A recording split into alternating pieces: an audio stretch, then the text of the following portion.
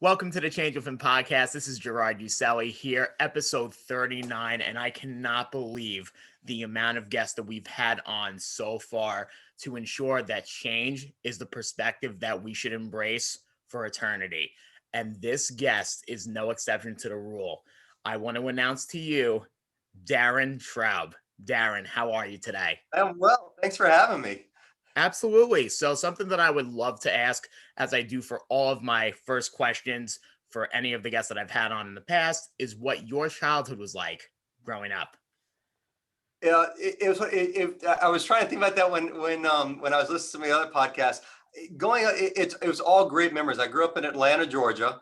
My parents had two different perspectives. They were great, right? My mom was, as long as you're studying, that's what I care about first. And my dad's was, okay, study and then be, well-rounded, and kind of figure out whatever you want to do. So what was really nice is growing up, my parents kind of let me try everything under the sun and figured out what I liked, not just kind of forcing things on me. So I grew up kind of as a tennis player. It's what I gravitated towards until I got about 14. And then I realized I was just a skinny kid and the girls kind of liked a little bit meatier of guys.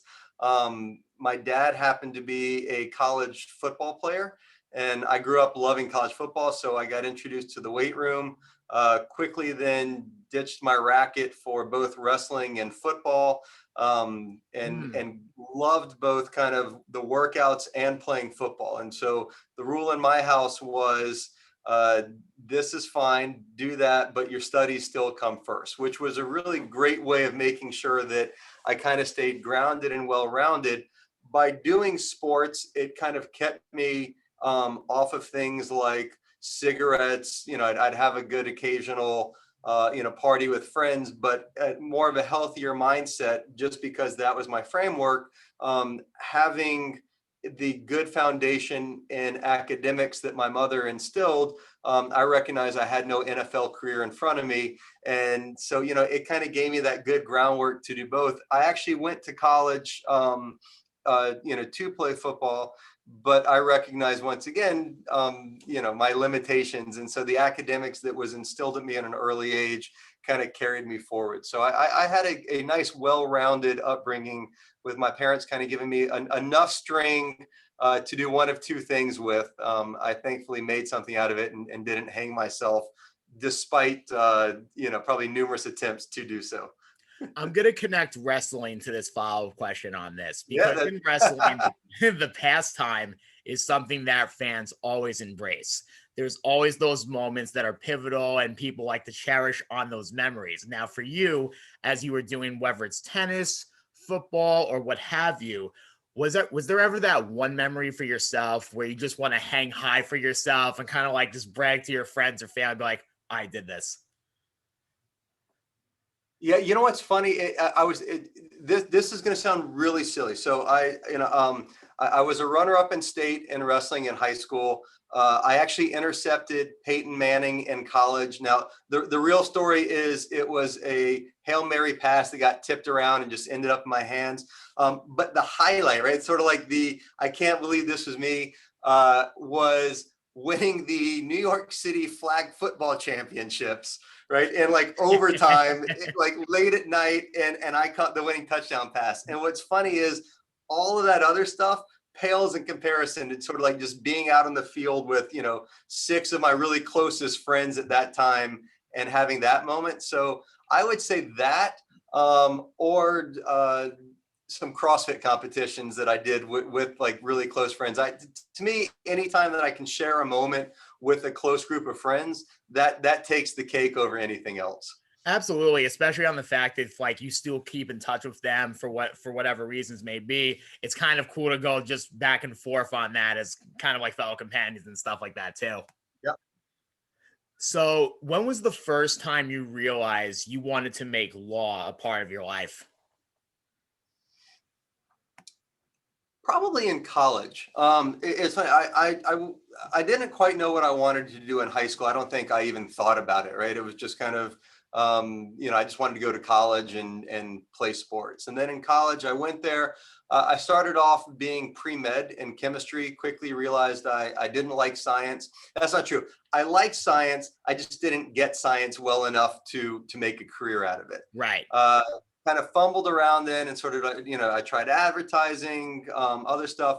What I finally realized was that I gravitated a little bit to law school in the sense that I think it has a well-rounded education. So I went there kind of not at the time understanding what I wanted to do.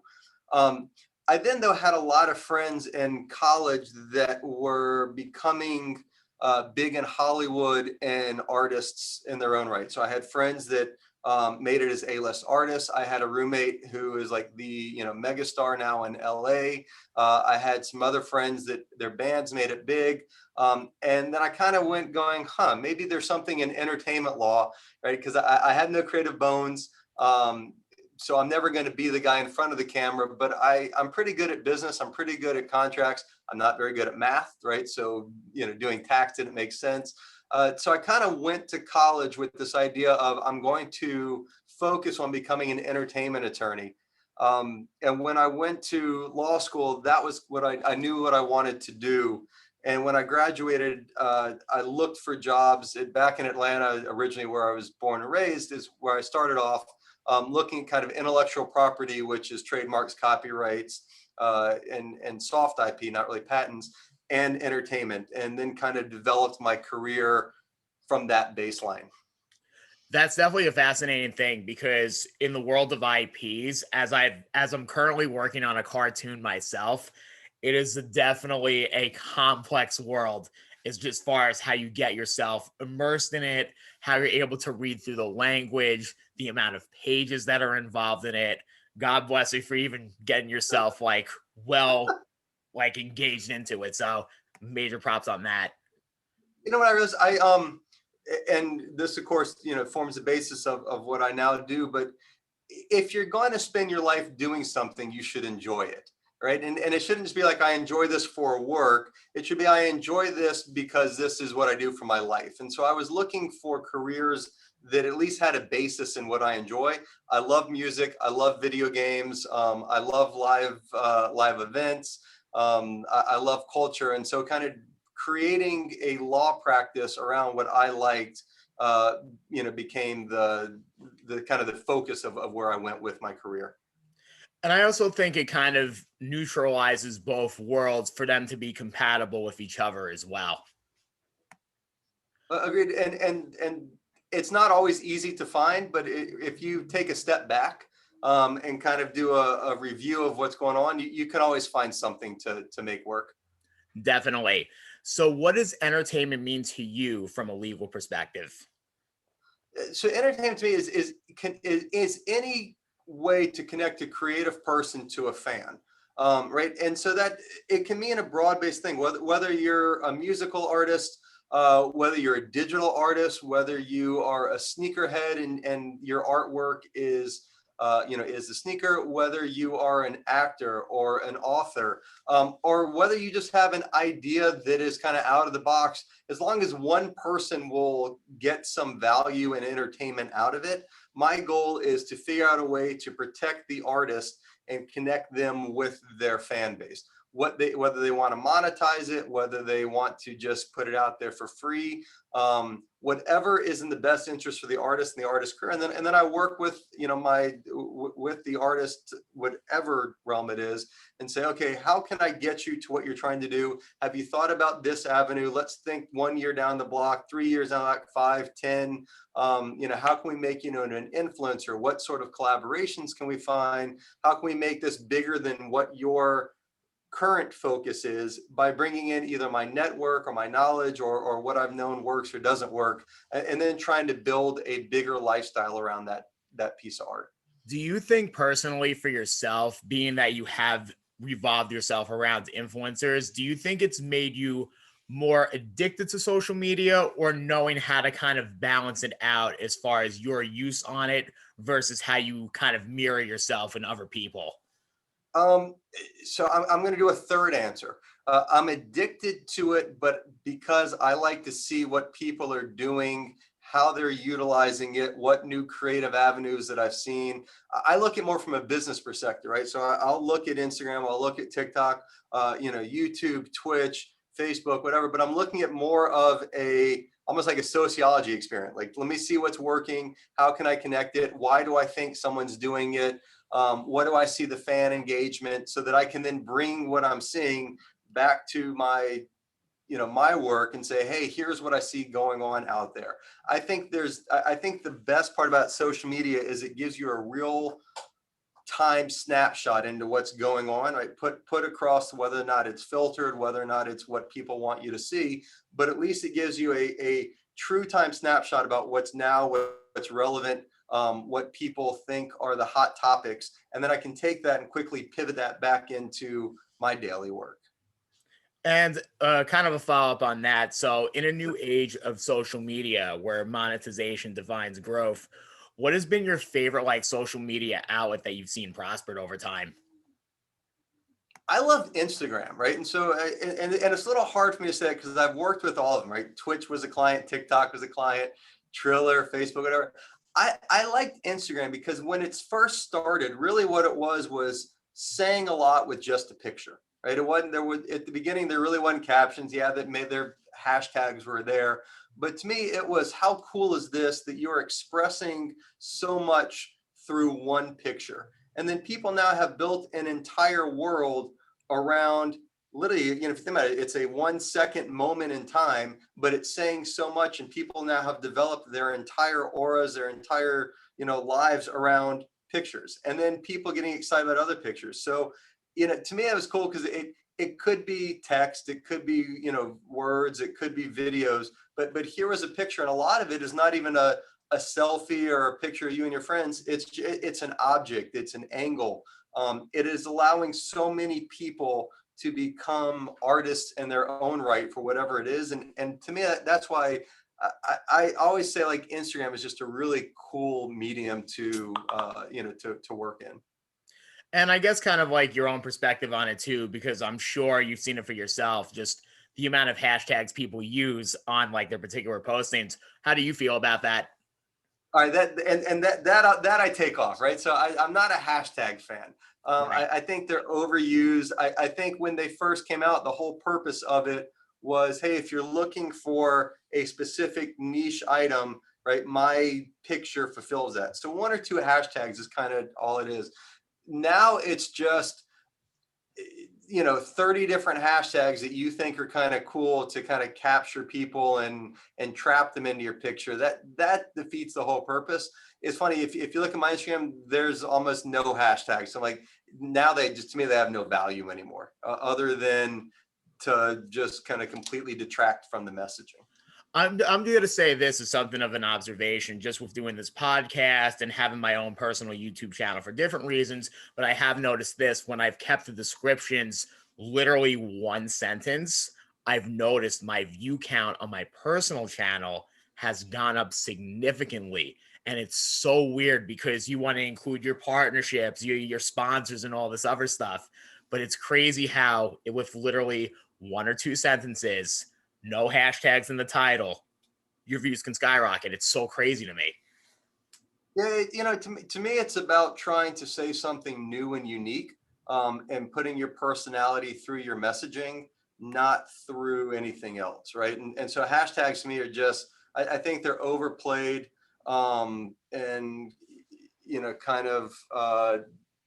I think they've overstayed their welcome, and they're overused, unfortunately, now. Yeah, that definitely a good way to sum that up. So, kind of to fast forward a little bit now Yeah.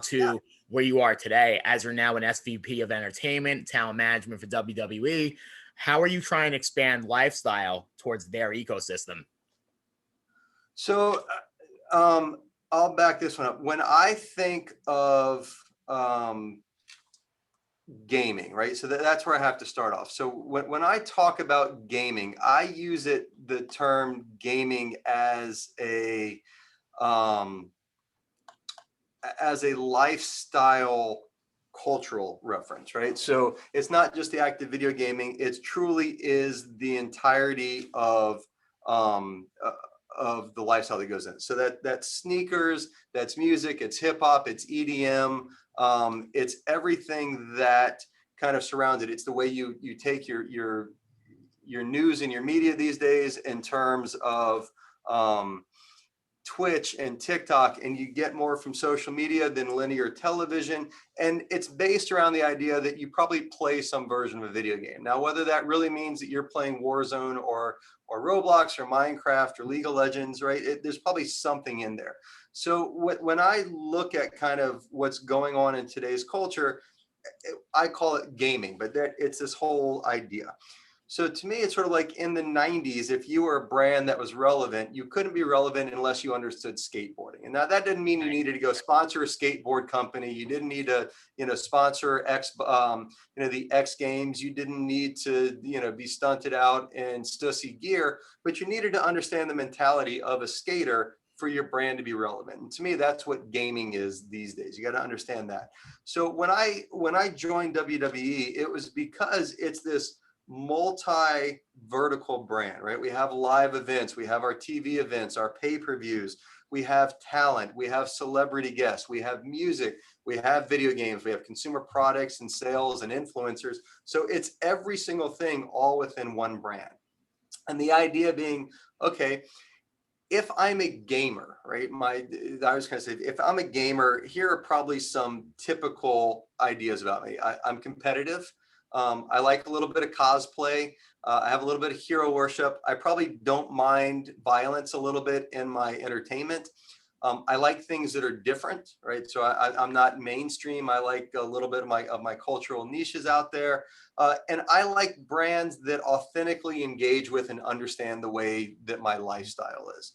Well, if you look at the first five, that's a wrestling fan, right? Competitive, likes a little bit of kind of cosplay, hero worship, a little bit of violence, something a little bit less mainstream, likes to be entertained. So then the idea being, okay, if this is the gamer generation and we match up, what's the other thing? Then it's that gamers like brands that authentically engage with them. So my idea then is, okay, how can the WWE authentically engage with gamers other than putting out a video game, right? That's an easy one.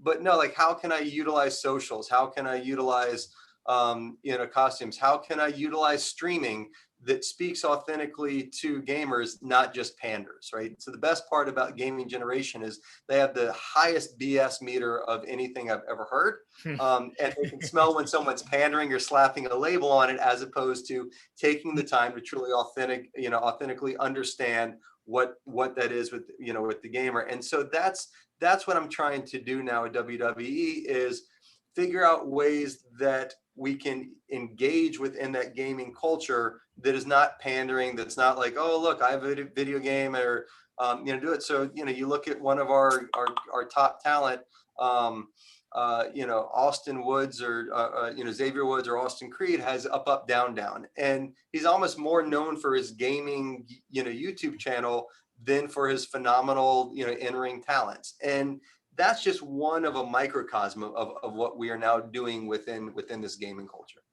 And I also think part of that microcosm too, and not to say that it's all completely related, because some of these wrestlers have their own impact to get their platforms out there. But when you have like a Stone Cold podcast in continuity of what that type of nostalgia meeting, like what today's standards are, that stuff only helps as far as building a pipeline that builds off that engagement over time. Also, another thing that I noticed too, this is a comparison I made between WWE as far as the athletes themselves versus American Idol contestants. The biggest thing that I've seen in common with both is, let's say you're a finalist on American Idol or wrestling in WWE, you have like the people who comment exactly in the same environment as those people. So like other finalists would comment kind of like their own community to kind of expand it outwards to other people.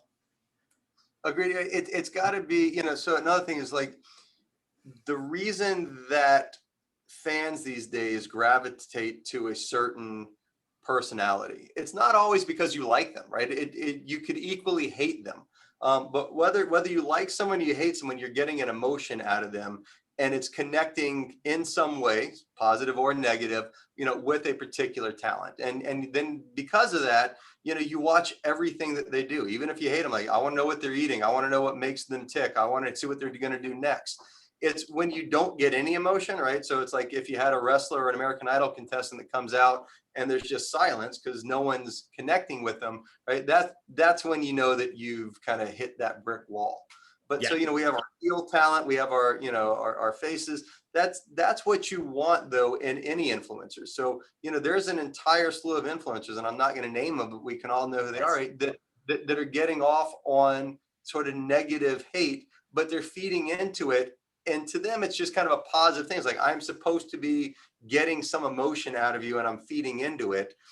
And then it's like, okay, how do I then engage with that person, right? So you have Discord, you have Twitch, you have, Twitter, you have social media, because it makes you feel like you actually are involved in that person's life. I know what they're eating for breakfast. I know, what their dog's name is. I saw them, backstage with some behind the scenes footage. And that then brings you into their lifestyle so that when you then see them do what they're supposed to do, whether it's wrestling or being an artist, or being a contestant, they're doing it for the reason that they're supposed to do, but you're now watching because, hey, I know everything about that person. It's like bringing them into your 360 lifestyle.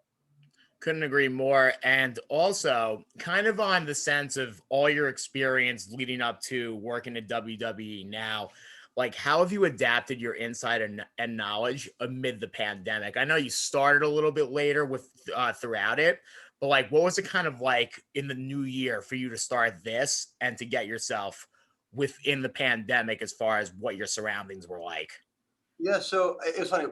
Prior to the pandemic, one of my biggest niches, I was in private practice, and I represented a lot of live events, mostly music festivals and large ones, right? So Ultra and Coachella and EDC and like that sort of stuff. So when the pandemic first hit, right, like everyone else, I kind of ran inside, shuttered, pulled up my laptop, and started working in force majeures and helping these clients, you know, responsibly cancel their events, right? In terms of both the venues and their artists and their fans and ticketing. Then that quickly sort of just became a conversation of, okay, what are we doing though to keep relevant, right? And so I sat at home just all day talking to, a network of people. Live events, like, what are we going to do to make you relevant? First, of course, start off with like, oh, we're going to live stream, or then we're going to do some live feeds. Now let's kind of do something unique and different. Gaming was the same thing. Hey, we've got this platform because we're still going. Gaming's taking off more than ever.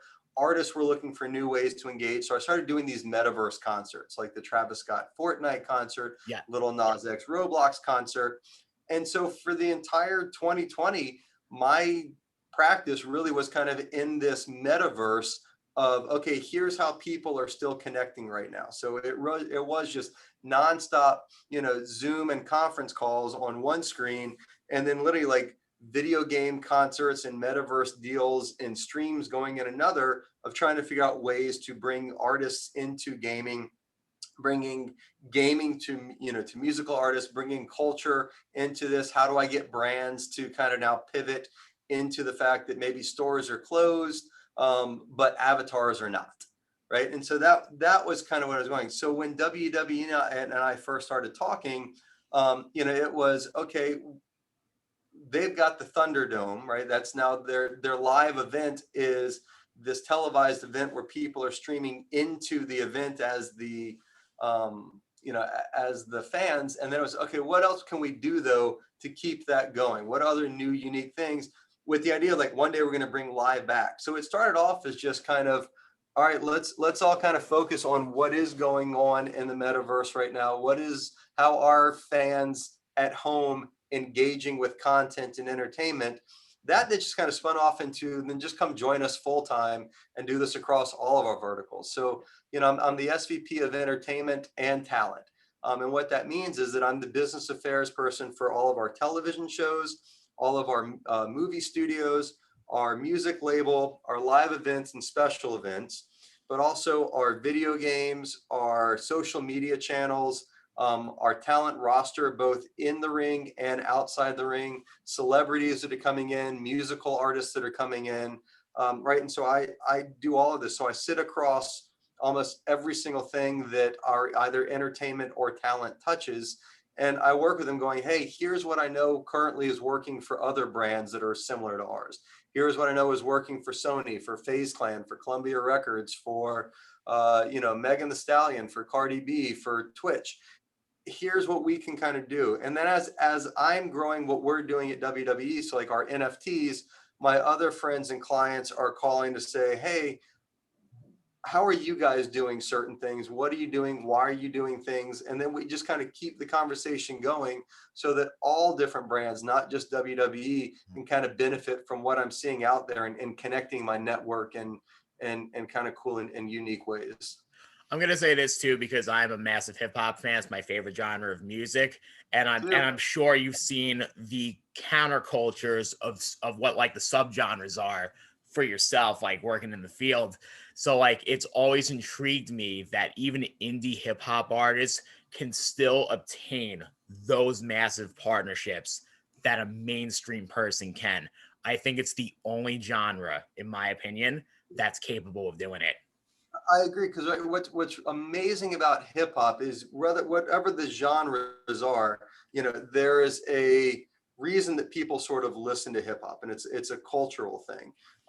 And frankly, the more off-centered hip hop is and the less mainstream, the more popular it really is to diehard hip hop fans, right? It's like people, the hip hop kind of got its start as underground mixtapes. And so any culture that sort of starts off on the non-mainstream always means that there is a huge market for non-mainstream artists. Yeah, and like you kind of think to yourself too, with like the foundation of hip hop, why people look to Kool Herc as that icon, that first originator of doing so. Because although he kind of started from the streets, there is that impact over time that people will recognize. And just a general observation, I feel like it's still the forefront of how people look to that genre today. Agreed. So my final question that I also like to ask everyone on the show is, what is the biggest change you want to see for yourself? More patience. Right. And so it's funny, I have a daughter who's 4 that has kind of taught me the value of patience. As she tells me, sometimes I use hard powder when I speak to her. That's her code that I probably speak a little too harshly, too loudly. And I tend to get kind of too emotional about some silly things, I think. And so if I take a breather and I take a step back and I figure out either from the other person's perspective why they're doing something, or really in the grand scheme of things, like what is that impact to either me or the project or something, before I react and think about it, it's something that I'm working on. It's something that I think that I will constantly be working on. But it is something that I am starting to take pride in, of remembering, take a breather, take patience, take a 10-second timeout before I respond or react to something. I'm getting better. There we go. It's always a progress in that one. It's forever changing. And speaking of which, that concludes episode 39 for the Change Within podcast. For those who want to check us out but never had the chance to, please find us on Anchor, Instagram, Facebook, and YouTube. Darren, thank you very much for joining me today. Thanks for having me today. Great rest of your day. Talk to you later. Absolutely. Bye-bye.